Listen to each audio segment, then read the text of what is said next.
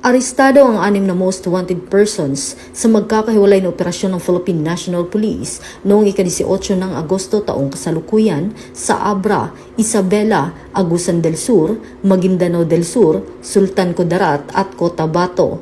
Kabilang sa mga naaresto ang number 1 most wanted person sa Cordillera Administrative Region na naharap sa 39 na bilang ng qualified rape of a minor, pangalawa sa Isabela na may kasong murder at panglima sa Agusan del Sur na naharap sa 2 bilang ng qualified rape of a minor. 3 pang wanted persons ang naaresto sa SOC Sargent area na naharap sa mga kasong murder at rape. Ayon sa PNP, isinagawa ang mga pag-aresto sa bisa ng warrant of arrest.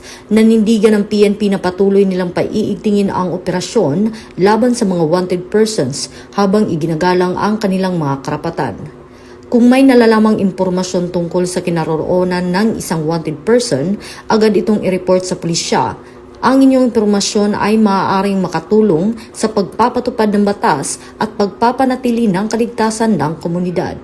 Bagong PNP para sa bagong Pilipinas. Serbisyong mabilis, tapat at nararamdaman.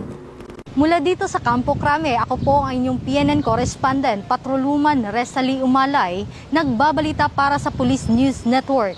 Alagad ng batas, tagataguyod ng balitang pulis. Ito ang bagong PNP para sa bagong Pilipinas, serbisyong mabilis, tapat at nararamdaman.